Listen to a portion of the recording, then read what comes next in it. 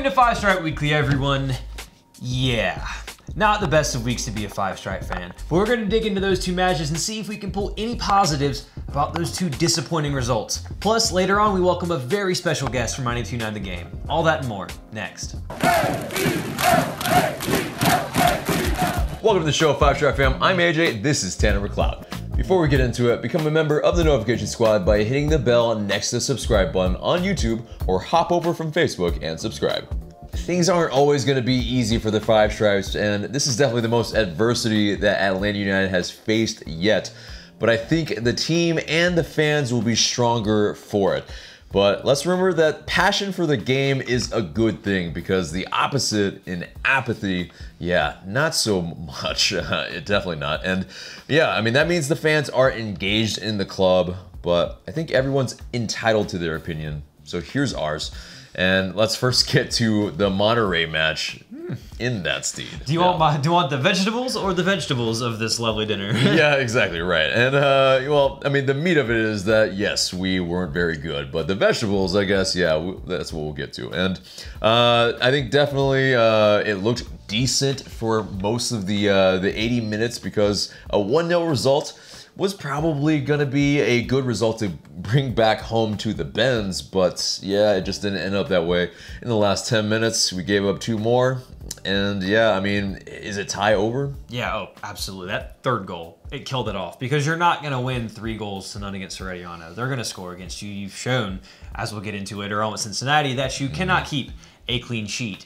But I mean, if they score, you have to score 4, and right now is this team scoring 4? No, they're not. So, yeah, I think the tie's over, and it's disappointing because, you know, at 1-0, you would totally take that back. Can it let United, you know, win 2-0 or 1-0, take it to extra time, or 3-1 or so? Yeah, I could see that happening, but to turn this around, no, I just don't see it, and it's so disappointing because it's just more of the same. Yeah, I mean, it's a mountain of a, you know, just a huge mountain to climb, basically. Mountains are made to be climbed, though, as Ole Gunnar Solskjaer said. Boy. But anyway, so, but yeah, I mean, from that first whistle, I think, yeah, Monterrey really just put their foot down on us, and it was difficult for Atlanta United to get a foothold at all.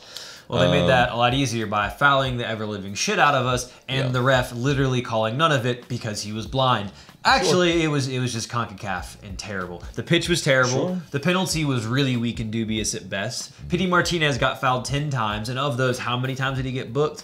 You had one of the guys, I think it was Rodriguez, number 29, had 10 fouls, did not receive a single booking. How do you foul people 10 times and not get a single booking? How as a ref do you not go, oh, this player keeps getting fouled repeatedly and not book someone? Book whomever fouls next. Yeah, it's not like he was diving, he was getting kicked. And so when that happens, you're getting kicked, you can't get anything going on offense to really reply. Right. Yeah, I mean, I think that's the double-edged sword there, is that we weren't really mustering too much. Yes, we couldn't really get a rhythm, and we haven't really had a whole rhythm besides the Herediano match this season. And so, yeah, on the road, we've been kind of anemic, and yeah, I mean, it kind of terrible. Yeah, sure. I mean, you've lost 3-1, 2-0, and now 3-0 on the road. Yeah. That's not just anemic. Yeah. It's just terrible. You can't score goals, and you can't keep them out.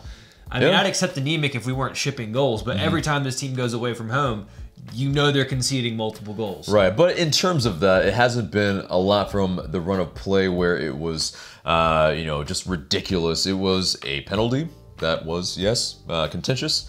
You have, yeah, I mean, a free kick. And yeah, I mean, it's just difficult. It's difficult to, it's one of those things we have been very just poor on, you know, any sort of dead ball. And yeah, I mean, that I think all the past demons reared its head as well in terms of this, and then us not being able to muster up really much on attack and really not have really any chemistry between our front line and really between midfield and anywhere else. It's really, yeah, I think it just tells the tale completely. Well, when you need goals and you make your substitution in the 90th minute of the game, yeah, it's not really going to help you that much there, is it, with 3 minutes added on and that taking up a minute of them? Yep. What you doing? Exactly. And of course, with the starting lineup, you also have Mikey Ambrose starting again as a wingback after not really even showing too much at DC United. But yes, I understand that, yeah, you know, our system and the, you know, players and the personnel that entails it means that we don't really have a whole lot of options. But I think that's when you try to cater to the, you know, the best strengths of the personnel that you have at hand to try to get something away on the road and not just completely have a wash on this side, and then on this side you have, you know, maybe a fatigued or maybe a person that's just a misfit for that position as well. I mean, on the whole, it's just frustrating, and I don't want to dwell too long on Monterrey because we need to talk about it a little bit more. So yeah, it's 3-0. Yeah, second leg, we'll preview that at the end because we need to, but not really that we have much hope for it. But now we're going to move on to the frustration that was, Sunday at the Benz. Exactly. It was not good. So FC Cincinnati, it was the home opener, and you have the 2018 MLS Cup banner unfurled, and looks nice. It looks very nice. Yes, looks very nice. I wish star on all the graphics. They let you know. Oh, for sure. And you can see, yes, there were stars on all of the flags around the Benz. But I do wish a little bit that there was a little bit more light on that banner. But other than that, and at maybe Tifo, it's a little spotlight that just shines exactly. on the 2018 star or both. Yeah, maybe they can work on that. If Atlanta United, you're listening a little bit, hopefully Free do advice. that. But because I mean, you don't want to see in the dark corner. Oh, what does that exactly say? Oh yeah, we won the championship that one time. Yeah, but I mean, let's get to the match itself though, which started off very, very well.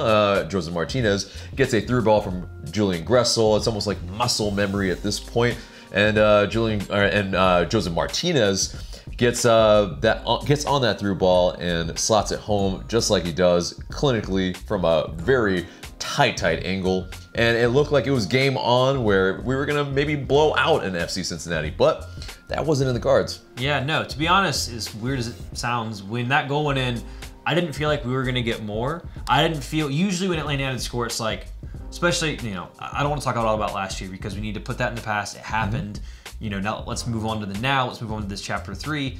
Last year would have felt like we were going to score again and then gotten a third or a fourth. This year we scored and it's like, okay, now what? Because you knew it was going to happen. That was so uncharacteristic. Now, mind you, that's supposed to happen even within his system. When you have that killer 3-ball on that killer run, that's what Barcelona do all the time. So you take that option if it's there and you can play that ball. That was a good ball by Julian Gressel, a great finish by Joseph Martinez. But afterwards, it just became sideways, cross into the box. Sideways, backwards, sideways, right. No killer cross mentality that we really needed to kill off this match, and essentially we let FC Cincinnati back in the match. But credit to them for not really playing a low block, but really it's what they did was pretty much they just kind of sat in the middle, They shifted with the ball because the ball movement was so slow. They didn't have to work hard. Exactly. So at the end of the game, when they had to break, they were tired. Yeah. Usually, when you play this system, when the ball moves quicker, the team is so exhausted from chasing the ball after 90 minutes that as the game goes on, your team usually scores the late goals because they can't keep up with the runs anymore. Right. But none of those runs are being made because none of the players are either fit enough because they're tired from being played a lot, or good enough, or being told not to make those runs, which results in absolutely no attacking play and dismal, really, really slow, boring football. Yeah. Like Louis van Gaal. Yeah, and well, so I mean, with that, that starting lineup was essentially as strong as you can get, except for Nagbe coming out for Lorenowitz, and Julian Gressel coming back in on right wing back. But I think it was a little bit more that we solidified that middle with Larry, you know, in that defensive midfield, which looked a little bit more assured at least. But I think when you have Remedi pretty much having to, you know, force kind of the chances and try to be creative. To be fair, he wasn't the worst at it at times. Yeah, but he trying to do it by himself is ridiculous. There's so much space that you have Eric Remedi running into. Exactly. Like, not that was the space Miguel Almiron was running into, but you can still have someone running into that space, but not being Miguel Almiron. That's where I'd expect P.D. Martinez to be trying to come into some space and making a run, or Ezequiel Barco, or Nagbe, because you have more guys in the midfield. But right now, the midfield is so thin and so bare. You're asking one guy to do all the attacking duty in the middle, and the other guy to do all the defending, and you really get nothing of either. Yeah, agreed. And yeah, when Eric Rometty is doing most of the verticality in this match, when you have players like PT and Barker, like we were just saying, that should be making those runs, that should be taking it to the byline or taking it to the keeper. And Barco's showing a willingness to run with the ball. I mean, just put him in the right position and allow him to make those runs at people, because he can do it and he's technically gifted on the ball, and so is PT Martinez. And they beat people in different ways. Miggy beat people with his speed. They beat people with their technique because they're incredibly gifted. But we're not putting them in those positions to succeed. And it's just like, if we can see it, someone else has to be able to see it. And why can't we see any change? But so far, you see no change. You see poor subs. Why are we bringing on Kevin Kratz? No disrespect to him, with the idea of what, playing for a foul and winning a free kick? When did we become that type of team? Why is Tito, a striker, a forward, an attacker, coming on who's going to be direct? I get that there's not a lot of space, but he can make something happen. He has a shot on him. Get a rebound. Let Joseph poach. We're going. He's got a moment of magic in him, and then you know what he does is he runs at tired defenses. And yeah, maybe there might not be some space, but I think he's been proven that he doesn't really need that much space. He will shoot from anywhere, and when you can shoot from anywhere, then maybe Joseph can get on a rebound. Something might happen. I think you just gotta test. You gotta take a risk. Though, that's not gonna happen because the system is about not taking risks. I mean, you don't play that killer ball. I mean, that's why he doesn't bring Tito on, because he feels that Kevin Kratz can add to the control of the game and pass, and then help get the ball forward within this system, because that's the type of footballer he is, whereas Tito's just going to lose the ball, and when you're trying to win the game, you can't lose the ball. So that's his methodology. That's his philosophy, for lack of a better term, because that's the word the Dutch love to use. That doesn't gel with us. That was something we're not used to doing. We were told that we were going to attack, that we will take risks, that we would rather, we'd rather win a game 3-2 than 1-0. That was trying to win a game 1-0. That wasn't what we were sold on. So, I mean, it's frustrating to watch. It definitely is. But yeah, I mean, let's get into some of the positives from this match. And Miles Robinson had another fantastic match. I think he's been one of the stalwarts of this season, where he has been very, very good. Yes, he's not the most technically gifted, but I think as a defender, he has been lights out. Where, yeah, I mean, he at one point, just a last-ditch tackle, and it was very much needed, because it could have been another chance for them that this might have been out of hand, and it might have been 1-1 very early. So he had a couple of chances as well where he physically just muscled people off the ball and let the ball run out of play, which was some very good defensive play. I think for me, what I kind of realized after watching a few games is I honestly think that he's being trained, and I think De Boer sees him as the most coachable, to put him in that middle spot, to allow Escobar, when he's fit again, to play on the right side of that back three, to then see Michael Parkhurst phased out. Because it gives you a more athletic back line that can cover more space. Now you have two guys who can play the ball. Not saying that Parkhurst can't, but he doesn't have the athleticism to be able to cover the ground or the physicality in the air. Like because I would say Parkey is one of the best playing, center backs in the league. But he's so good at being in the middle and being able to control a defense. Which you can still have him come in and do that as the rotation, which for a guy so late in his career, I think that's fair for him. He's still incredibly good, but it'd be tough to expect him to play every single game and run as much as he'd need to on that right side, which means he can step into that middle role. So you have some depth there. And then, so now you have your back three, and a back three of Escobar, Robinson, and LGP, if they can all develop and play well. That's very athletic, very good on the ball. Very good in the air Very good in the air. So there you have defense, passing, possession, all that covered there. And he's trying to build from the back. So is it a case where, maybe some people are being too harsh on Frank de Boer, and that there is a thing where, we don't have all our pieces back, and so, kind of bashing all of these results in Frank de Boer after 5 matches? Is it too early? I mean, it's one of those things where, I think it's two-sided there. And absolutely. I mean, I still think he has his criticisms. I mean, his substitutions make no sense. You don't have to try to do the whole thing at once. You can take it in baby steps, and if you don't have the ability to play what you need, there's no reason to force yourself. You can still teach Miles Robinson how to play in a back three and a 3-5-2. And that happened when Nagby came on, and Nagby showed some dynamism. I thought he looked good when he came on. He was good on the turn a few times and was sprinting into space after leaving a guy in the dust. But it was he didn't a little have anyone confusing. around him. It was a little confusing. No, because him, he essentially, they were supposed to be playing, apparently, according to Felipe Cardenas, was that they were supposed to be playing a 5-3-2 at the end of the match, and that's when the goal happened from FC Cincinnati, from Lama, and so, yeah, I mean, you know, in that sense, maybe there was not the cohesion and the instructions in their minds of, oh, this is exactly what I need to do, because yeah, it came over on Parky's side, and yeah, I mean, it's one of those, was Nagby in the middle, or was he played out in the same position as a Barco? Like, that's where I don't know. I think he was told to be I think he was playing in a midfield three that was being told to play wide. Right. I mean, I think that's how I feel about that. But I think that's where the ball comes in. Right. Yeah. But I mean, they did clearly switch to having a midfield three. Yeah. But I think that it's something that, on the whole, I wouldn't attribute that to being the problem. It's because you've just switched into it in a game. But I think if you're playing it the whole time, it makes more sense because it allows you to do more going forward. And just because you give up a goal, that will happen. But at the same time, those goals could have happened against the 3-4-3 anyway, because you wouldn't have had anyone to contest the ball in the first place. Yeah. So I still think that this team's best is having a midfield three. That's how they won MLS Cup, with a midfield three, because they have guys that don't have to do everything by themselves. And if you have a strong defense, which you talked about how we could see them, and then if you move to a midfield three, now you just have to figure out how you can do with your attackers, who are your most gifted players. And if everything else is sorted, and you're now just saying, what can we do to get the best out of you, because you know that you're solid going back, which would be a very Dutch methodology, then you could have a very good team. That just may take time to get there. And again, I'm not arguing for Frank de Boer, because again, if you watch my fan cam, you know how pissed off I am. I've seen this under Louis van Gaal to drive that point home again, which is why in my very first video when he was rumored, I mentioned Louis van Gaal, because that was really boring football. It was like, I was so disappointed watching every game. Even when they won games, it was hard to watch. And that's not what I want here, and that's what I was worried about, and that they don't change. And that's what I'm seeing so far. But, you know, those, I kind of just eschewed the positives.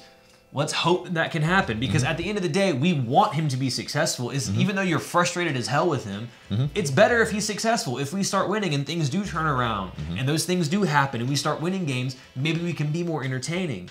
But at the end of the day, it's still bad right now, and you'd expect a little bit of something to change if something's not working. Yeah. But I think silver linings is that Julian Gressel, I mean, we already know how vital he is to this 11 already. But yeah, he put a man of the match performance in, I think. Yeah, he definitely, you know, he showed that industry, and, you know, we definitely miss just, it's a sort of a black hole when he's not in the side on the right wing back position. So, you know, I think Julian Gressel, if he's able to stay healthy and Franco Escobar coming back in, it definitely just solidifies the whole lineup on a whole. And so maybe there is sunnier things to look forward to. But I think something that really is perplexing is, though, Tito Villalba really missing these last two matches. He's played 1 minute in the last two matches. I fully don't understand this was perfect, again, for him to come on and really run at tired players. But, you know, I think on another note is that, yeah, we need that dynamism. We need that change of pace that not only a Tito Villalba can bring, but someone like, you know, on a more consistent basis, Darlington Nagby, when he's more integrated into the team, he can be running in the midfield where he can use his speed and really just dribble around everybody, because it's really difficult to get him off of the ball. So absolutely. But I mean, the thing, I mean, not again to kind of give De Boer a little bit of a backing here. You didn't have Darlington Nagby for preseason when he's installing a new system. So he's had not enough time to train in a good training session in 11v11s to learn this system. Not saying that's all you need. I mean, but they're not as training as much because they're playing games every 3 days. So he doesn't have the chance to train in this system and learn it. And the so short-sighted game that he was really talking about after the match, that really develops that quick thinking and really allows these players to buy into the system a lot more. When you just have matches and you only have really 3 days in between, you just practice shooting, you practice just little things that aren't really on a whole the big picture. And for him, the big picture is what matters. This isn't sometimes in different footballing styles, maybe the off the cuff is important. That's how you play. But for him, he's about possession, and that's a system. It requires training and being able for players to learn when to make the moves and when to make the runs. It's very technical. It's very thought out. That's the type of manager he is. It just takes time to get there. But at the same time, again, with Tito, he's just a player that doesn't fit the system. And as frustrating as that is, he's not the type of guy that fits in a possession-based system. He's a direct player. He runs at people. He makes things happen.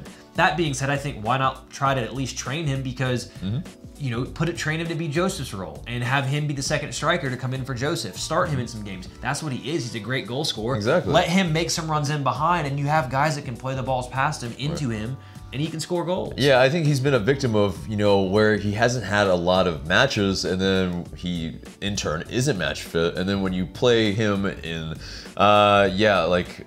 he gets 60 minutes, and that's it. And he didn't look the best, but, you need some bearings, and especially when other guys are given the leash to be able to play matches consistently. That's I think a big thing. Yes, he's probably just not rated by Frank de Boer, and I think that's just a shame, because it's gonna be tough for Tito Villalba to want to stay if that is the case, and that's that would be awful, because I think he's a player that everyone loves because we know what he can do, and his passion is very evident for the club. And I think our friend Kelly Francis has noted as well that I think we've all noticed that he's part of a lot of the Atlanta United team marketing, and he was one of our original designated players. Yeah, and then he can't buy a game. It's very interesting, very interesting. I still think that's one of my problems with De Boer. He needs to be able to accept change and try to do some things differently. And Tito Villalba was a very talented player, and everyone has to have different options when you're chasing games. You need a goal. You need that He's dynamic. A player with flair. He's a player that he might always not be consistent. He can be a bit mercurial at times, but he can still win a game for you. And he's done that for Atlanta United in the past, and he can do it in the future if you just give him that opportunity. Right. But let's move on to the post-match quotes that were not only frustrating but very, very perplexing, if not divisive. But here you go. Yeah, but one thing was that he talked about the number of scoring chances for the team, and he said that the second half there were actually more chances from the team than the first half, which is very interesting. There were 6, I think, chances, and versus I think 1 in the second half. What were these chances? Well, genuinely, maybe there were half chances. They were not memorable. Not even. Joseph doesn't get. He got one clear-cut chance, and it was a half chance, and he buried it because he's really freaking good. Yeah. That's it. Take Joseph out of this team. Who's gonna score a goal for you? Because in this system, right now, it's perplexing. He was pressed about maybe changing the formation of the team. And he was mentioning that, he's thought about it, and that, of course, a 4-4-3 or a 4-4-2, or 4-3-3 rather, in a 4-4-2, would be something that he would consider, and he wouldn't hesitate to do it.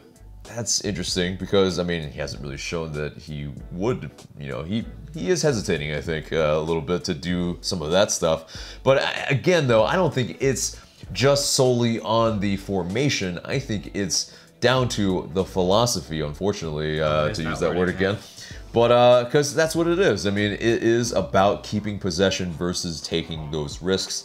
And it's a serious thing in terms of the ethos of how these players are going about the match. So, and he was pressed about squad rotation during this stretch of games. And also, very interesting quote about P.T. Martinez, and essentially saying that, yes, everybody wants to see P.T. Martinez in the home opener at Mercedes-Benz Stadium. And that's normal, and that's why we put him in. That's quote-unquote. Very interesting. Very interesting, because if that's his mindset, I mean, what? He also talks about how he wants to win that first game. He sounds like a desperate man, kind of, with some of the stuff he's saying, but also a very confused one. Yeah, I mean, he goes from lack of rotating and then kind of sidesteps a question about his frustration of his players as well, which, based on the lack of rotating, for some who aren't getting games, and for the others who are playing, they're like, what's going on? And that's obviously understandable from their point of view. I mean, Joseph Martinez cuts a very frustrated figure. P.T. Martinez cuts a very frustrated figure. I mean, it's not just their fault. Yeah, exactly. And to kind of speak with, like, Darren Eales' words, he said it was going to be evolution, not revolution. And right now, it really seems like, well, we're kind of forcing some things on some players that may not be completely bought in, and that doesn't sound like evolution to me. But and then also with Frank de Boer's words, he also mentioned about we will rotate, we need to rotate, and it's pretty much everything he said is kind of gone against everything right now. Yeah. So reminds me a lot about his mentor, Louis van Gaal. Yeah. When one time I'm accused of playing just Route 1 stuff, big man stuff with Fellaini, which was happening, it was a thing, by Sam Allardyce. Irony not lost on anyone who knows who those two are. Yeah. He brings out a whole chart and gives it to the media members, talking about how this is my chart. Show Big Sam these pictures like I'm not playing Route 1, and it's like, bro, what are you talking about? Like, why do you say the opposite? This is also Jose Mourinho territory, so I'm having a lot of bad flashbacks right now. Sure. Can this not happen? Yeah. Please. But let's move on from this match and wrap a nice bow on it. Nice bow. Yeah, right. Or we try to, but yes, it was our first point of the season. That is a vital point because it moves us forward and at least getting on the board, which is good. I know, right? We gotta look at those positives. Really positive. Right, exactly. And I mean, but if you compare that, I mean, if you look at where FC Cincinnati and us are on level ground so far, and after 2 matches, that's right where I want to be. Yeah, that's not exactly where we want to be. But so I think all in all, a very frustrating night. Drop points, but I think moving into the news, there at least is that very nice moment for Greg Garza, who came on to a raucous applause, and definitely I think the most exciting moment of the night. I think after the goal that was, I guess maybe some people actually weren't actually really stoked about. I think it was Greg Garza's that goal was actually ruined for him because some dickhead in front of me turned around and decided, hey, let's throw a beer 2 rows behind me directly into some guy's face. That was fun, picking up from where we left off with MLS Cup. But, Indeed. I mean, I think it speaks about how Atlanta United fans, even though people have accused us of booing the players, not booing the players, but booing the tactics and the staff because we know they're better, we still clap a guy because we actually do have respect, and we respect the hell out of him because he worked his ass off for the shirt. He gave everything he had for the shirt, and he walked out with a championship. And we wish him nothing but the best in the future, just like Miguel Almiron. I think that's something special about Atlanta United that's been commented, how we're weird with former players. We love our former players when they give everything, and this is just another example of us caring for them even when they don't play for us. Exactly, and he's mentioned that, I mean, this was his favorite stadium to play in, and I mean, with that said, I mean, it's like, he's a guy that I think forever has a place in our hearts because, he was a winner for us. He is always welcome back in Atlanta. Exactly. So anytime. But let's get into the really big shoe to drop after the match, and so we've been kind of saving that, and So let me read quote for quote because there has been. On the interwebs, maybe this quote taken out of context. So, quote, everybody was spoiled with the results of last season. So everyone has expectations. And that's normal, but everybody also saw what happened with Toronto FC when they played in the Champions League last season. Out of nothing, we were induced to playing a game every 3 days. So now I think in the 17 days, we will play 5 games, which is a lot. I mean, so with that said, I mean, it's let's pick it apart a little bit first, because I think there's a lot not wrong with that statement. Yeah. I think spoiled can be a word that can be taken out of context. Maybe he meant something else. Maybe he meant something else, but I can get what he's saying, in that he's saying we're used to seeing really good stuff. And a lot of the times that's not something you're going to get consistently, even at big clubs. But, you know, we were told on something, and with the players we've signed, with what we were touted even from him as to what he brings to this club, is that we have these high expectations of playing attractive, attacking football. That's what we've been told from everyone, so that's what we're expected to have. And I think not the best choice of words. No, I think that's a fair expectation. Yeah. But to say that we're spoiled, are we really spoiled if that's what we're promised? And I don't want to sound ungrateful, but this is what we were told this club's going to be about. Exactly. They showed it last year, so why can't we continue to show it with the same players? And also, not only the front office, but also players have mentioned that their goal is to win every competition, to fight for every competition. So, you know, for us to be spoiled in this regard, it's a lowering of expectations. It is. And so that's where I think a lot of fans have a bone to pick. But also, I mean, let's look at Toronto FC and that Again, that's lowering expectations. Well, that's a classic Jose Mourinho tactic, by the way, from a very negative manager who I hate. And it's just trying to lower the bar about what your team can achieve because you're saying it's hard to do. Yeah, we knew that. We were told that. But our president said at the kit reveal we want to win the Champions League and the MLS Cup. So if that's the front office's goals and they believe that's possible, then the players believe that's possible. So why are we not coming anything close to that? This is what we were told to expect. So is it wrong of us to assume that when these things are being said from you guys, that this is what we're going to get on the field and now we're not? So why are we trying to lower expectations? We've never done that at this club before, and I never thought that was what we were trying to be. Right, and so also Parky saying those kind of similar words about Toronto 2.0. This is the thing. We're 2 games in. Why are we saying that? Yeah, Toronto actually has gotten to the final, and they were penalties away from winning, and so to a very good Tigres team. Right, so that's a big difference, I feel like. So I think these maybe are some excuses being made, and I think I think we're better than that. We should probably rise above beyond that because that's just frankly not good enough. It really isn't. But also, Brad Guzan had some words after the match as well. Talked about the system and if it's hindering the team's playing ability. He said, you can talk about systems, you can talk about formations, you can talk about whatever you want. At the end of the day, it's 11 guys competing against another 11, and more times than not this year, we have not been good enough. And I think, yeah, I mean, he's not wrong, definitely. But it also kind of skirts the question because he doesn't talk about systems. Exactly. And so with the system, I think, everybody has that question. Is 3-4-3 the problem? Is the, the tactics the problem?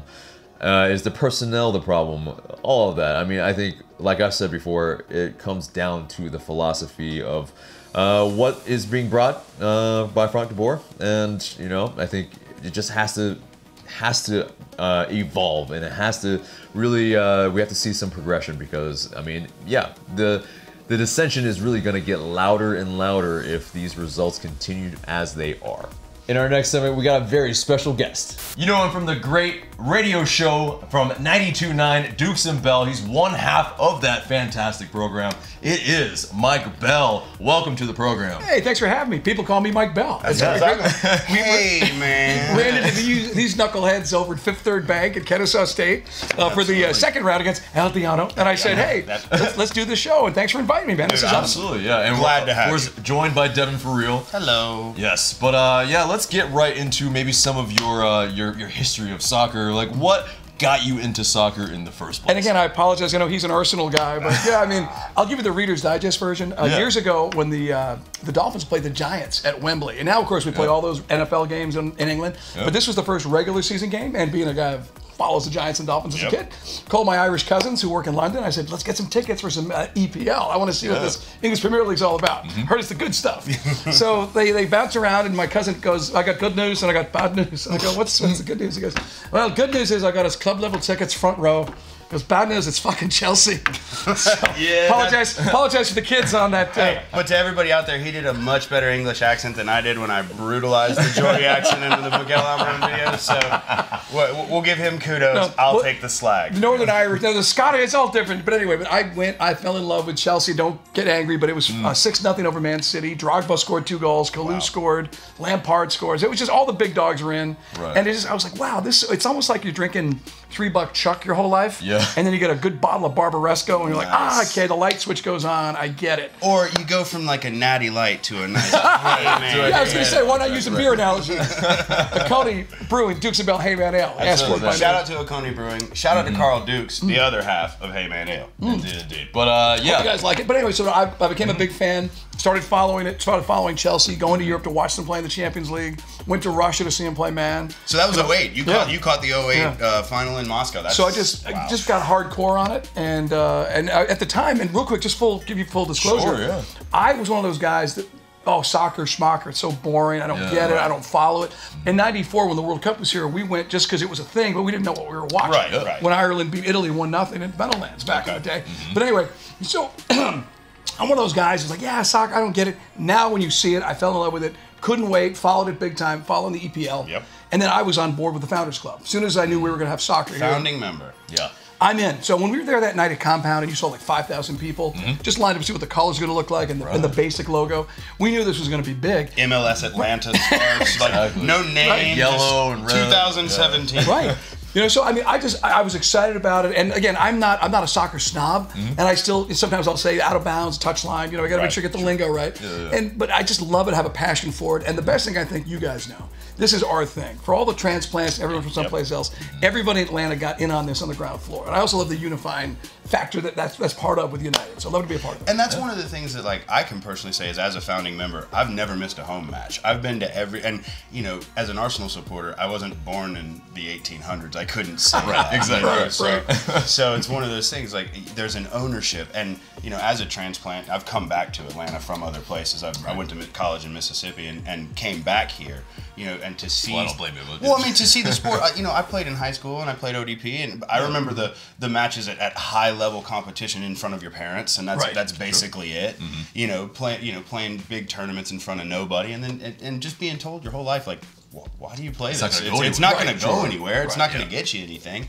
And then to come and see 70,000 people, consistently, and a loud goals and all those other things. It's just great to have that ownership. And I live in Midtown, so the first couple of games with Bobby Dodd were a blast. Wow. And that was that's a completely different from you, dynamic. But Nostalgia. and that was cool too. But then obviously getting to Mercedes-Benz and just now unfortunately we'll get to where we are right now and going into week 2. And Before all that, let's have happy thoughts. Let's have happy thoughts. I was gonna ask you in the build-up that you've seen in all of this, like, do you have a top 3 or maybe a top moment outside of MLS Cup? Obviously, everybody's going to say us winning the championship, but is there a moment, maybe a Bobby Dodd game that stands out for you? I mean, Jamil Assad's first goal, and people just going bananas for that, and again because you didn't. I started to realize, okay, Miggy does this, and as a casual fan trying to be more passionate, what is this guy's job? What does he do? Right. And then realizing how special Miggy is and how good Joseph was. And is. So that was kind of neat. But I think for me, the big moments going back, you take to the playoffs. I mean, I know that we all have those moments, but the goal at NYCFC, knowing what the Shemetti. The boogeyman that was playing at Yankee Stadium, in that compressed pitch. The high school. Right. And realizing, because remember after Toronto, we're about as down in the dumps as we are right now. Right. The Toronto you loss. just lost the supporter shield. Right. So, and they had that kind of come to Jesus moment with the team and Parkhurst and all the guys have told us about. But yeah, that one, and then of course, the Red Bulls in here just blowing them out, and just the energy was just so electric. Oh, yeah. The Tito doing and then coming over to the sideline, just how emotional you asked for 3. The Escobar goal against Portland is still one of my all times. It was right in front of us. And it was just we're looking right down. Because you knew that was the icing on the cake, and that we were pretty much going. And I've mentioned it before in previous podcasts, but I'm going to go back to it. In the rain against Houston, the 17 singing the national anthem, and Miguel Almiron goes for a hat trick. Boom. That was. Well, how about staying up late watching the feed of the game against San Jose? Oh man, and the goal for them that became a penalty kick for us. Now again, I can't lie. I fell asleep when we got down. I go, this is over. I'm on Twitter. We're screwed. Good night. And then I got to watch the highlights the next day at ATL UTD. Oh fortunate for you. Yeah, we have to like cover it all the way, and then I'm just like red-eyed lost AJ. out of sleep. But yes, thank God we got the result that we wanted there. But yeah, I mean, let's get into then this kind of recent run of form, and at least maybe let's talk about like the season so far and how it's gone and your thoughts. Aberration or sign of things to come. You know, it's tough because you want to be positive because we know what we're capable of doing. But then you start to, all the soccer heads I've talked to in the last 24 hours, analysts, guys who played the game, from Jason Longshore, you guys know very well from the broadcast. Shout out Longshore. I guess there's like three schools of thought. That A, it's the worst possible way to start a season with a new head coach, with the compressed schedule of the CONCACAF Champions League, the way we started the season, and of course, no Miggy. 9 weeks of an off season. Who replicates what Miggy does? No one on the team currently. Is Tito close to that kinda? But and I know Frank de Boer. There's a lot of pushback because of how his last 2 stints in professional soccer ended. Sure. So immediately people are a little hot. Now the good news is people are so passionate. You're talking on a Monday after a soccer match the way Falcon fans or Braves fans would. That's something I wanted to bring up. That brings their point. Yeah. Are you're hearing it obviously? Right. So it's a beautiful thing. Is this something that you expected to see? From the fan base so quickly after an MLS Cup. I guess because we thought when we always say if the Falcons win a Super Bowl, we'll take a losing season or 2. And now I don't know about that because after what we just had with United, to look as sluggish as we do right now in these first 2 MLS games and the mixed bag that the CONCACAF has been. I think people they expect excellence, but what really is frustrating for the fans, especially the casual fan, the flow of the game. Yes. The fact that we're shots on goal, highest scoring team in MLS last year. In our first year, we were the second highest scoring, and we got 1 goal in 2 MLS games. Yes, exactly. And that's the major crux I think that everybody has is that attractive soccer is just not there. Here's the other thing that we need to point, and I pointed it out on our fan cam, and I was passionate about it. Yeah. Like, everybody wants to say that, they scored late. They had an offsides goal called back. Right. They had a header go just wide by Hegland. They had their chances. They could have very easily buried it. And the distribution was off. It just seems like everything was off in a game that you would expect with a full bends, with a banner dropping down against an expansion team that we would, we would perform at a higher level. I think that's the thing. People expected us. They saw what the Sounders did. And aside from, seeing Garza, it was really cool to see Greg and get the applause. Awesome. Yeah. But I just think most people thought this was going to be a 3-1, a 4-0 kind of beatdown. After the 5th minute goal, how could you not? After you saw him score. And again, and the one guy who is flourishing in the 3-4-3 is Gressel. Yes. Because he can still do those things. Yeah. But, I mean, it's hard to get a handle on this because we don't have the experience with Frank de Boer. Today on 92.9 The Game, we actually saw, if you guys may have seen it, some Reddit columns from some Ajax fans. Yeah. Oh, yeah. Pro, con, the good, the bad, the ugly. Right, yeah. Frank will figure this out. Frank will not figure this out. Yeah. So it all matters of who you're talking to. I just like to think that once we get Escobar in there, we get a little healthier. Yeah. Well, let me ask you guys. Let me counterpoint it. What do you guys make of Breck Shea so far? Yeah, I mean, he's obviously a divisive figure because of how he's kind of performed at previous locations that he's played. Yes, he hasn't performed, I think, to most of the 17's liking. Lots of crosses that kind of go into defenders and not really looking to beat a defender, lots of pass backs and stuff like that. So I think in terms of that, it's kind of mixed. I don't really actually know a ton of people that are pro, but unless... He's a left attacking mid being forced to play left wing back in a bad system. So... honestly, yes, he's another one of those situations, very similar to Frank de Boer, where his previous stints are always going to weigh on him like a yeoman's oak. Right. Yeah, I mean, it's going to be one of those, or a yoke. It's going to be heavy on him, and people are going to instantly be triggered by, oh, he's shit again. Right. And the problem with that to me is our biggest issue last year on defense on that side was size. Garza was tiny. Ambrose, when he came in, was tiny. Bello's not the biggest of stature players. If Breck was playing, in a system that fit him better or in a position that fit him better, I think his size, his pace, his speed, his attack in the box would be better suited. But would he be better with Tata in last year's team? I don't think he'd be in. Because that's the question we brought up with Jason. Yeah. It's now again a U.S. men's national team experience aside, where people have just said this guy looks like Tarzan, plays like Jane too much. That's the problem.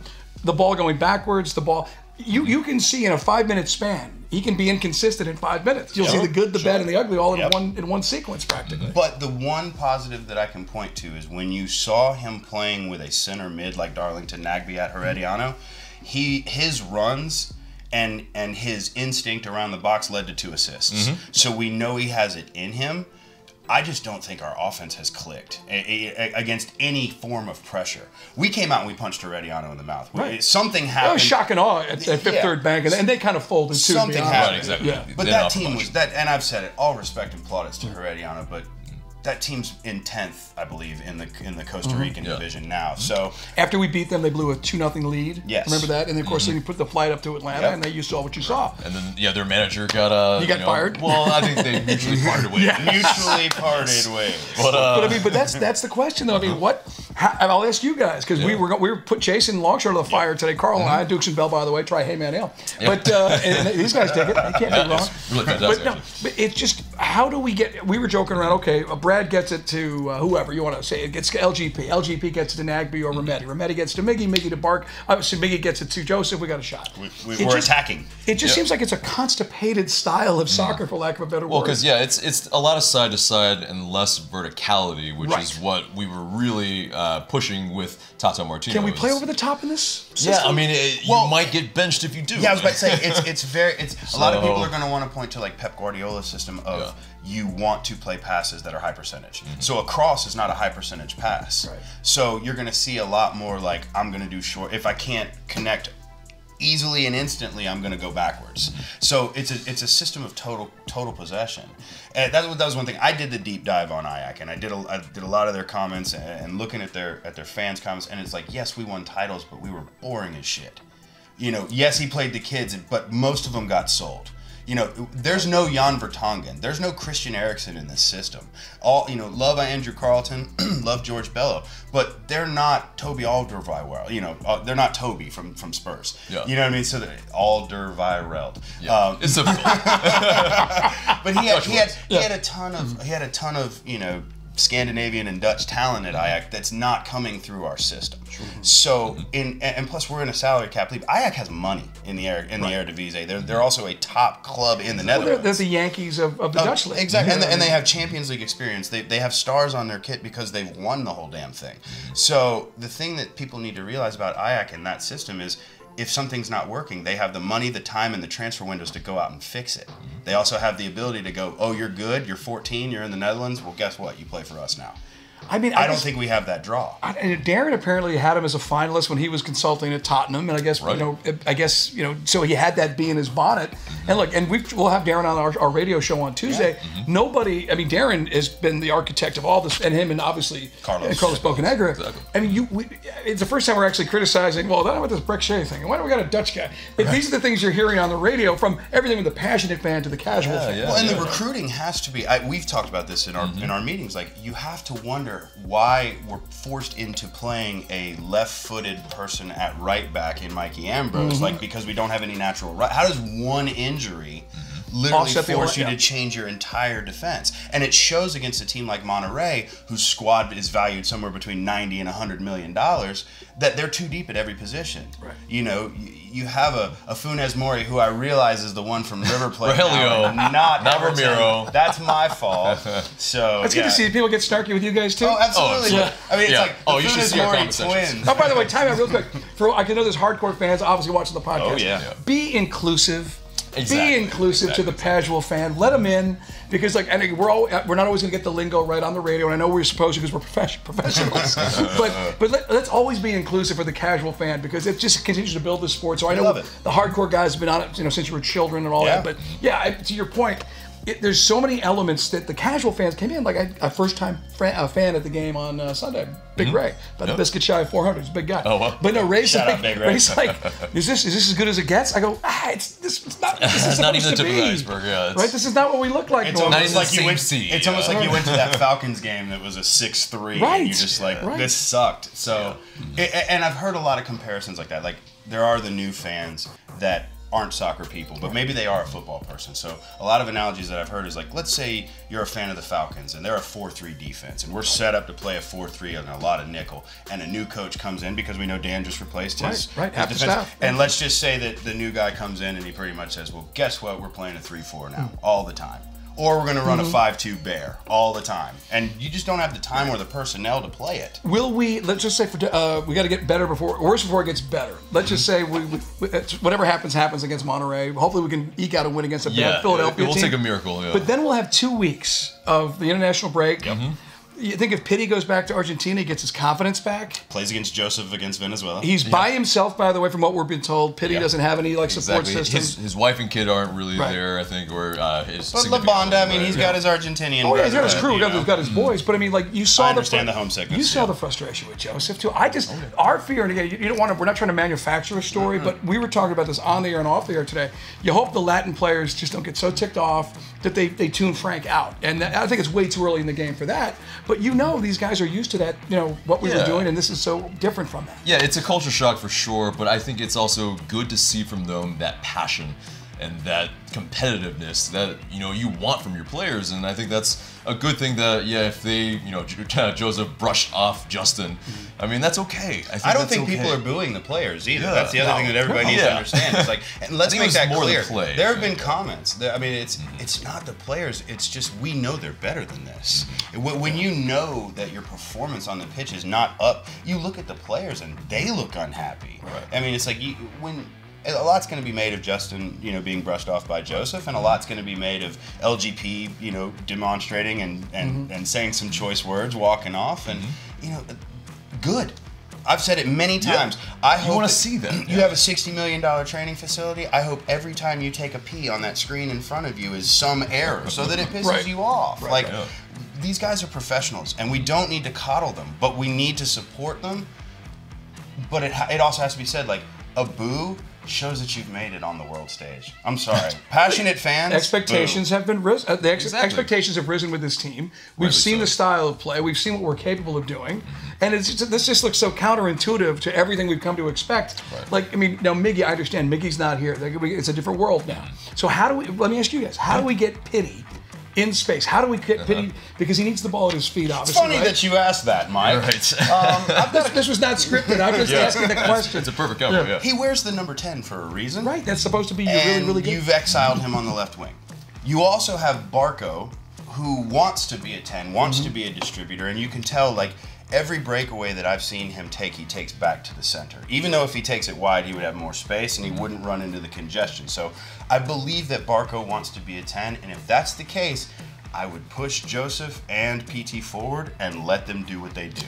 Because you got the South American Player of the Year, you got the MLS MVP, and you've got a facilitator in Barco that can feed them. If you almost ran it more like a 4-3-1-2, right, or I've even said a 4-4-1-1 in some instances, because I see PT feeding Joseph, more, or Barco feeding PT, because those two guys can score goals. But you need to let them do what they do. You need to take the shackles off. Is everybody going to park the bus against us? Well, I mean, is that what we're going to have to? Because how do we? Yeah. Then it's just static soccer that nobody wants to watch. And that is what we're watching. But you have to attack. Right. You can't have 10. You can't have 10 shots total, 2 shots on goal, one full attempt against an expansion team. Like if that's Red Bulls that we played yesterday, if that's Sounders or Timbers, it's a shit. We barely get any shots, and so I agree. Yeah, I mean, but what do you think for you in terms of PT's performance so far? How have you rated it? Well, it's just tough because it looks like he was a little out of the fitness was maybe a question early on in the first part of the CONCACAF. He looks frustrated. I mean, just body language wise, looks upset. I mean, I'd be more upset if I was Joseph because you're like, hey, I'm down here, guys, MVP. Yeah, right. But it just, as a fan, and I'm trying to break it down. Why is it so hard? Why are we still going side to side as we would say in the NFL, go vertical? Yeah, right. But here, does Frank de Boer know that, and how will he address this in the next? Here's the analogy: Joseph looks like Mike between me and AJ right now because we're the center backs that pretty much just stay next to him the whole game. Yeah. Well, I mean, and look, the foul, the CONCACAF, that's a whole other animal. And I'd be as much as excited as I was initially. I'm almost like we're better off just getting done with it. Let's not be Toronto. The T word. It is, and it's. We're a salary capped league, and I want to win everything. I want to win trophies, and Darren wants to win trophies. But I would take Toronto's situation to a degree right now, where they got to penalties in the final. Yeah, right. I would really take close. That. So against a team like I believe it was Tigres. Yeah. So you're talking about a team that spent that has $100 million roster, and Monterrey, like I said, has a big roster. Club America has a huge roster. Right. We can't compete with that in a league that promotes parity, because it's and when we're you have down owners that two want to very crucial players, part of the system that really allows us to probably play in Frank de Boer's fashion. Also, so why do you have to jam all the fixtures in? Like why does this tournament have to be over by May? The Champions League in Goes Europe on all year. You started in August and it ends in May. Like why does this thing have to start in February and end in May? It doesn't make sense to me. I wish that it's a summer league. I wish we could continue on. Sure. And I wish we had our old team with Tata and Miggy up against these guys. I mean, that's what the fans. That's what fans really want to see. At the height of our powers. Breaking my heart, guys. I know it's crying over spilt milk, but what would this team with all its dynamic players and the way it was run? I think we'll have to find on FIFA. Like? Yes, I know. Exactly. Get your video game out. I'm bringing you back on FIFA, Miggy. Exactly. And we're gonna figure out. Exactly. Monterrey, we'll play the 2018 version of FIFA with Tata in it. But anyway, let's move on and let's talk about maybe your expectations for Atlanta United's season. Like, what do you, in your outlook, what do you think is a good season? I mean, I think we're so spoiled rotten. I mean, I think we expect to go back to, the championship. But here's the thing: we don't know who's going to be rising and falling. Is DC United going to be as good? They don't have the depth, but they certainly played our butts off. Wow, they're good. They've gotten a lot better. They took the momentum from last year's playoff run, right? And they've gotten better. Everybody discounts Columbus. Right. Red Bulls are going to be good. Is Toronto going to? It's all your fault, by the way. That's That's one of my favorite chances. You ruined it for all of us. Thanks for the shout out on CNN, Joseph. We really appreciate you saying that we run a class organization. Right. Yeah, right. Exactly. No, but neither of the New York teams are going away. Right. You're going to play a team in Philly that's going to. And the West has gotten stronger as well. Wow. They look better than most of the East at this time. And here's the thing we haven't pointed out is the playoffs is no longer home and home. Single elimination. Single elimination. And do you really want to be playing in New York in November? See, that's the thing. That's why winning, it's early days. That's just 2 games in. But you've got to win. You want that #1 seed, if possible. It's just like I said, we have no experience with Frank de Boer, so I can't go on the radio and say, fire that guy, okay? Yes, we could, but it's asinine because we just don't know what he's going to do yet. Right. I just feel like he hasn't helped himself with some of his explanations because, and this is not the crap on Frank de Boer hour, but if you can look at some of his statements and say, we don't play Breck Shea because of his height on the turf against a team, and then he ducks another question, or, there's the situation where I can just point out a million. Right. Yeah, but I think the main thing was last night's. That Atlanta United fans are spoiled, and so we want to get your thoughts on that. Well, like everything else, if you take a soundbite. You've got to take it in total. Exactly. Right. So he goes on to explain. Look, you guys, there were times where you were countering. There's times where he gave all the scenarios of how we were so successful last year. Right. And now he says we're marked men, and we said team's going to park the bus against us. Once we gave up that goal, Cincinnati's like, all right, we'll back it off. We're not going to get humiliated tonight. So, I mean, if you take the whole, as Doug Robertson had from the AJC, there is some merits to what he was saying, but of course all you hear is, Dutch coach, you guys are spoiled. Yeah, right, sure, exactly. It's like not the inflammatory, best right? Thing. Yeah, I mean, maybe here's the thing with Tata. We never heard a word from Tata. He didn't speak English. At least not enough to post game. Exactly. He said it was translated, blowing things normally and typical coach platitude. Unless your name was Chris Armas. Right, exactly. That's true.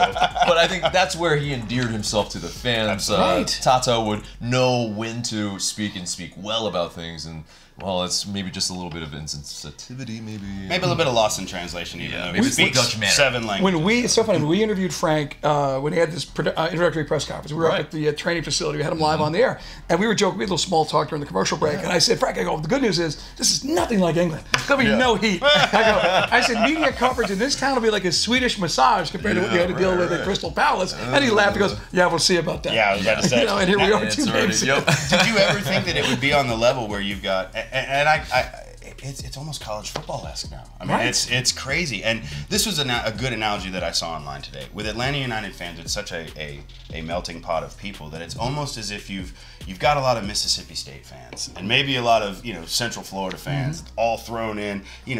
Maybe some teams that aren't used to winning as much that won a championship. People that aren't, like we said, are new to the sport that follow other teams. Like maybe they're Vanderbilt fans or Virginia Tech fans. They haven't won a national championship, and now they follow a team that in their second year hit the climax. Well, are we just not used to it? It's tough because we had a style we all fell in love with. Right. It's a style that for a guy like, I mean, I've been into it about a decade, about 11 years now, but for the casual fan, that's a fun style of soccer. Oh, if all soccer games were played like a FIFA video game, I'd watch soccer all the time. That's sure. exactly what Atlanta United gave you. 70 goals in 34 games. And this is the kind of stuff that when people think of soccer, and you go, the kind of soccer I would make fun of before I became enlightened. And I would say, oh, that's boring as hell. It's all possession. There's low scoring. There's no action. Americans want scoring. We want action. And that's what United provided you. So how do we get there? Right, and that's what the club promised us when they first started. When it was the ethos is that we were going to win games 4-3 or that's where we've spent the money. Yeah, well, they also said it was going to continue with Frank de Boer. Yeah.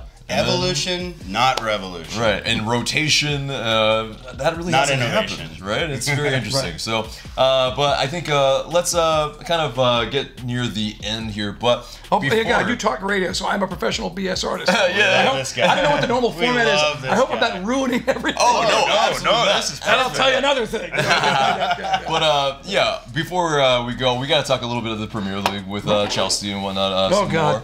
But, Rapid fire. Yeah. So, do we think that, or do you think that Maurizio Sarri is going to last the season? And then how do you think they're going to end up? Are they going to be in the top 4? Will Chelsea be a top 4 Right now, they're on the cusp, but it's so hard because it started with such great promise. Yes. And everybody was saying, oh, this guy, it's a different vibe, different energy. Nobody likes Mourinho anyway, but it's a departure from that. Right. And he was loose. And you realize, okay, now you realize he was kind of an Italian journeyman coach. Napoli miracle. You know what I mean? Though. So it's just frustrating. And then, of course, the transfers and all the things usually you want to see Abramovich. Yeah, you want to see Abramovich spend like a drunken sailor and let's go bananas here.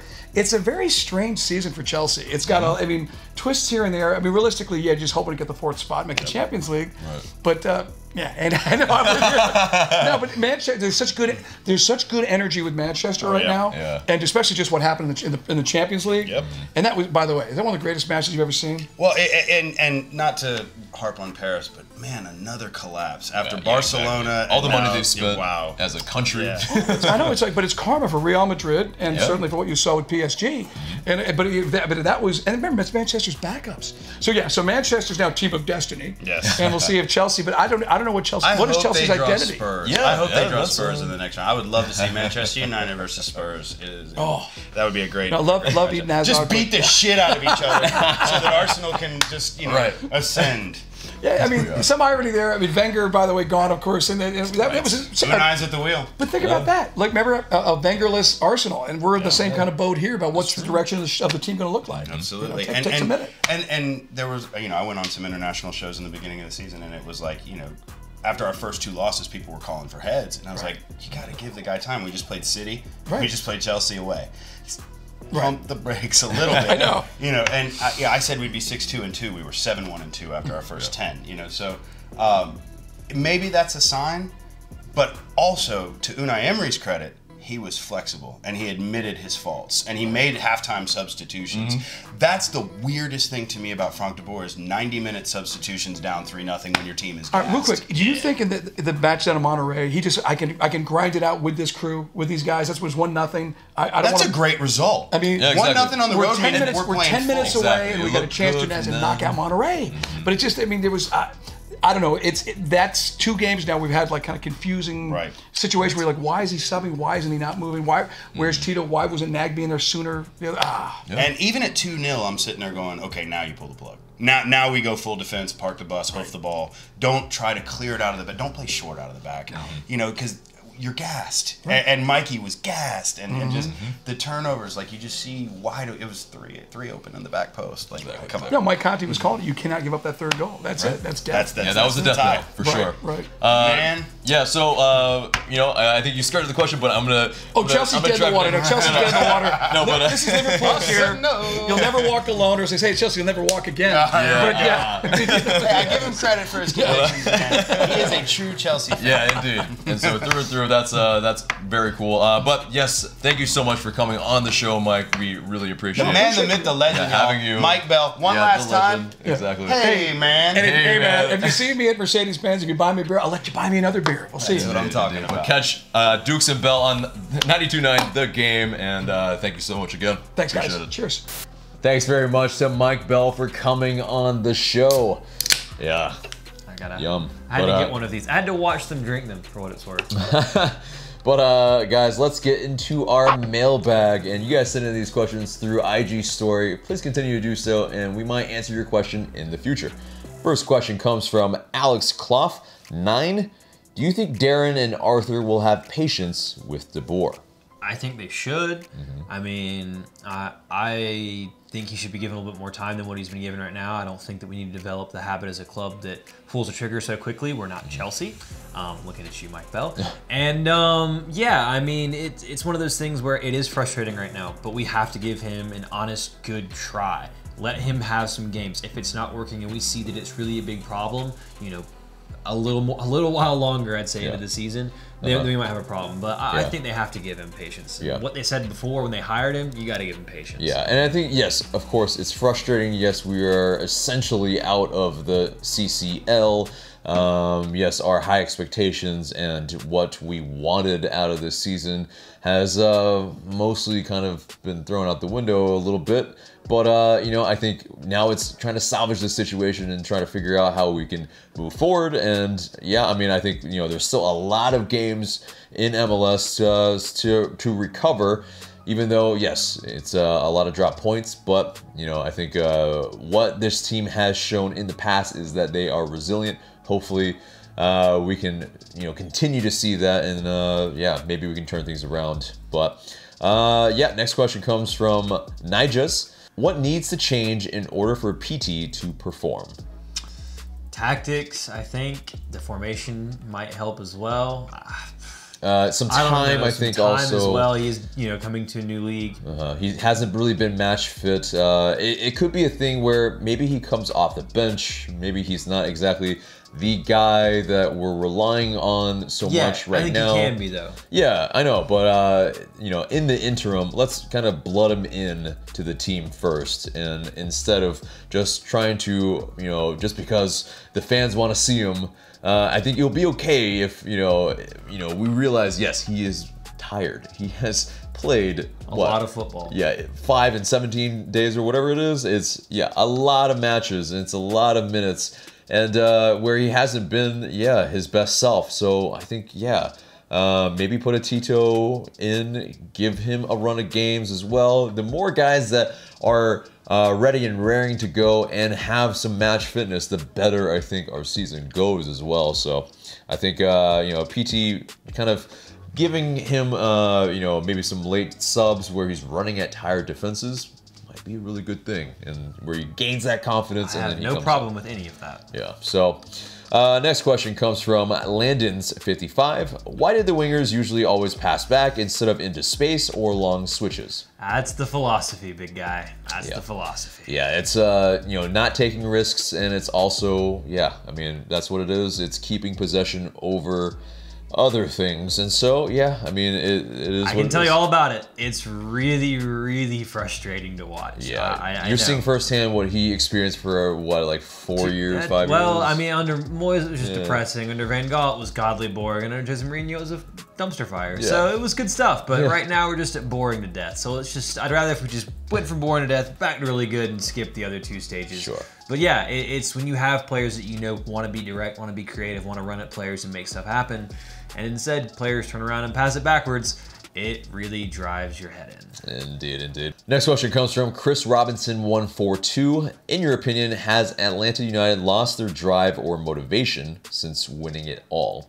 Nah, that ain't it. Yeah, that ain't the one. I don't think it's that issue at all. I don't think there's a lack of motivation. I don't think that they're not trying or anything like that. It's definitely, I think, yeah, a flurry of things, and it starts from the top with, yeah, just the way that they're being told to play, and maybe they're having to, you know, force their hand in how they're doing it. So it's just, I think that's what it is. But last question comes from Ryan Connor 13. With all this talk of booting Frank de Boer, do you think it's realistic? Who would replace him? First off, I am not on that train yet. I think that would be a very stupid idea right now, because to answer your question, I have no idea. Most coaches, if you want to get one from Europe, they're still in season until the middle of May or later. And then what free agent coaches are out there, and everyone else. Jose Mourinho. Yeah. Oh yeah. No. Stop it. Arsene Wenger. Yeah. Okay then. And so there's not really any names out there that you'd want to go and get. You kind of missed your window on that, so now you have to wait till the summer to have someone. And you even have the likes of a Gabriel Milito that we were linked to. He has signed a extension, I think, with Estudiantes, and so, I think Estudiantes, and so either way, I mean, yeah, you have a lot of that where it's not a lot of availability, and so right now it's stuck not with the what time. you got, so you may as well be patient and see if anything can get better. Exactly, but you know, in terms of being realistic on that, like a time frame, I mean, I think we just have to wait and see at this moment now, because we've made our bet and now we got a line in, I think. So, but guys, that moves us into our match preview, and that's Wednesday at 8 p.m. at the Benz against Monterrey. Yay! Some would say it's a dead rubber. I would say it's just a very high mountain to climb. I think this game is going to say a lot about where I sit on this Frank de Boer spectrum. Because even though the tie might be dead, I expect them to come out and work their ass off on Wednesday and try to climb that mountain. If they don't try to climb that mountain and it's boring and it's dead and there's no effort, that's going to really piss me off. Because at the end of the day, like with Atlanta United, I expect them to fight every minute of every game to do everything they can for the shirt and for the fans. Because A, that's the type of character they've shown to have, and B, that's what this club is all about. So if they don't come out and fight and try to do that, and not to bang on Manchester United again, but how many people thought they could beat PSG? No one. No one. Not even myself. I thought if we could make it respectable, that'd be great. But they went out to the Parc des Princes and won 3-1. We're at home in Mercedes-Benz Stadium. That's a hell of a home field advantage. As fans and supporters, let's make it one, because they got a reception down in Mexico. Let's show them that we can be loud as well. And let's see them go and try. And if they don't get there and they don't get the result, but if they try and do everything they can to win, I'm not going to be as mad, because I know they still care and they still fight for the shirt, and that's important. Yeah, but let's get into the keys for this match. And I think, you know, one of the major things is that we have to stay compact on our defense and not give away balls over the top so easily where it could just beat us with one ball. If they get one goal, we got to get 4, and that's the problem. So we have to be smart and stay compact defensively. Right, and so also I think we look for that cohesion in our attack and between the lines. I think we also need more players to play between those lines, and also, yeah, just not really be so static. Get that movement, make those runs, Find some space. Yeah, exactly. And so Make yourself available. Exactly. And so that's a major part of this. I think it's, you know, focus on our strengths and what we can do, and I think the match will speak for itself.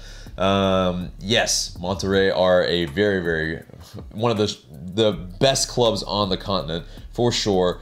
But you know, it's something that if we can you know, create that magic and, you know, maybe get something out of this that we can build on or even get through, it would be quite amazing. Actually. I mean, this is an interesting place, because this is not something I think Atlanta United fans are used to. Yeah. We're underdogs. Yeah. Like, that's an actual thing, because, I mean, you look at their key players. Yeah, besides like the Red Bulls like, in the playoffs, that we haven't been running underdogs. This team is worth like $25 million more than ours is. We think our team's good. Their team's worth $30 million. That's 2 PD Martinez's. Yeah. That's 1.5 Miguel Almiron's better. Like, think about that. So we're coming from a place where we're 3-0 down, we're underdogs. Let's go and let's fight for it. Let's show them what we got, because maybe at the end of the day we don't get it done, but hell, we at least need to go and damn well try. Yeah, I mean, I think at this point we have nothing to lose in that regard. We just have to, you know, go all out on attack, and, you know, at a certain point where we feel like, yeah, we might be safe and we might be able to do that, and I think we can do that. But you know, with that, they, again, you know, they have some very dangerous pieces. And it's the same guys that could kill us again if they get that moment to strike on us. So you know, and I think, yeah, you know, major part of this is what we do and how we set up is a big part of that. I mean, is it going to be a heavily rotated side, or are we going for it with the kind of unchanged 11 from Sunday? Legs, played a lot of games in a lot of days. Yeah, it's going to be difficult, but you know, in terms of the injuries, yeah, I mean, looking at that, Franco Escobar has come into the side and is training. That's very good. George Bello played at Atlanta United too. They Yeah, won on 2-0, Saturday. by the way. First game of the season. Good for them. All right, which is interesting because they also they played a 3-4-3 to start, and then apparently played a lot of switched. teenagers. Yeah, and played a lot of teenagers, and they won 2-0, but they changed their formation halfway or midway through the match, and yeah, and it's like they were able to incorporate a Dion Pereira in. Where, yeah, I think Stephen Glass, the head coach of Atlanta United 2, mentioned that, yeah, Pereira was maybe feeling it a little bit, might be on the verge of cramping up. They were able to save his legs a little bit by playing him in more of the 10 role. And, yeah, it definitely, I think we need those change of tactics in a match. I think, you know, it's odd to see that the 2 is, you know, maybe a shining example for the first team squad. But I think in terms of that, let's, you know, get into that predicted 11, because is it going to be a heavily rotated side or a strong 11? I think it's going to be a 3-4-3 again. And the big problem is that you have Leandro Gonzalez-Perez suspended because he's picked up 2 yellow cards, and that picks up a suspension. That's how it works in the Champions League. If you pick up 2 yellows, you're going to miss a match. At some points in time, they are wiped, but unfortunately, this is the first 2 rounds, so they're not getting wiped. So you are short a center back, but he has not shown that he's played in the back 4, so I think he's going to go with a back 3 of Escobar on the right, because I believe he is fit in training with the team now. Maybe not match fit, but yeah, I mean, Robinson in the middle, and then because it makes no sense, which means it makes perfect sense, Michael Parkhurst on the left. Yeah, okay. Yeah, because it makes no sense, which means it makes perfect sense. All right, so who's your wing back in midfield? So I think Julian Gressel will play again, and I have Eric Mehdi and Darlington Nagbe, and I think we might see a George Bello sighting. I think Breck Shea's played a lot of games, and he hasn't been particularly good. George Bello played at the weekend. He's young. I think he deserves another chance, and this might be the one because, in a sense, he has no pressure on him because they're already down 3-0 and going out. So go out there and see if you can do something. Yeah. And then up top, I think he's going to play the same 3, PD Joseph Barco, because he shows he's not going to play Tito Villalba. Yeah, I hope you know, otherwise. I think it's a, you know, maybe because, you know, he has said that he's gonna change things. He's not gonna hesitate. Change. This excites me. Right, I know, right? So maybe he does a 4-3-3, maybe. And in that, if it were, then what we have would be an Escobar coming in. We'll see, because yeah, if he's match fit or not, I think you know, it's one of those. It's one of those matches he can play in, and you know, we'll see what happens. But so Escobar as that right back, Parkhurst. And we have Robinson. I think you have Robinson on the right and then Parkhurst on the left. But Bello also, I think, comes in for those exact same reasons, to give Shea a little bit of a rest. And yeah, Shea is not an out-and-out left back, so Bello is either the guy or Ambrose. So a little bit interchangeable in that sense. Of course, not in the same like talent sphere, but it is what it is. I think Gressel and Remedi and Nagbe round out that 3-man midfield. So yeah, you see Gressel, he, you know, in the playoffs, when he played in a midfield 3, he was able to sneak over to the right, on the right wing a little bit, get those crosses in, or even from the middle and, you know, cross it in. And so, you know, or play a diagonal and whatnot. I think that's a very strong midfield and still offers some creativity and some solidity in defense. And that's where it gets to this attack. I hope that Tito can get a match, and that's where I hope he can. Tito, Barco, and Joseph, and then have PT come on later in the match and maybe run on some tired legs. That's my very optimistically, you know, rosy-eyed starting 11. It's probably not going to be, and it's probably going to be a 3-4-3. But okay, so that's where that is. With that starting 11, how does Atlanta United fare against Monterrey? Yeah, AJ? I think with that, I mean, we're not the most solid with that that back 4, and you know, it's a new formation in that sense. They haven't really played that in preseason. They would pretty much. It's very unlikely. So you know, with that. Lack of solidity. We still ship 1 goal, but we scored, I think, 2, and that means, unfortunately, we are out of CCL. And I mean, I think it's on to the more pressing matters at that time now, because it's going to be the focus is going to be on MLS. So, What about you? For me, I don't think we're going to play a 4-3-3, which I'd love, and I wish we would go for it and attack like I spoke about. But something just seems off about this team right now. They seem frustrated. I don't know if we're going to go do that. I don't know if this system or this manager has the ability to allow them to go and attack like that. Yeah. So I think we might get one in there, but I think we're going to go for it. But at the end of the day, I think you just have to admit that Monterrey is a better team than we are, and I think they're going to come here and get a 2-1 win and see us go out of the Champions League. And I don't think it'll be necessarily disrespectful, but I just think they're better. We're not playing great, and I don't see the system changing. But I hope I'm wrong, and I hope the players go out there and give everything for the shirt, or at least give everything for the shirt in this system and show us why it should work. You know, give us some reason to hope. Give us a reason to see, okay, this is what we're trying to do. I hate to be at that point already, but I mean, 3-0, tough place to be. Yeah, indeed. But guys, that gets us to our question of the day. What do we got? All right, guys, so everyone has a lot of hot takes right now about everything going on with Atlanta United, but I'm going to ask you if you could change just one thing, whether that be a lineup, the way that we play, a player, if you could change just one thing, and please try to be more creative than just saying the manager, it's 5 games in, what would that be for Atlanta United? Get down in the comments below and let us know what you guys think.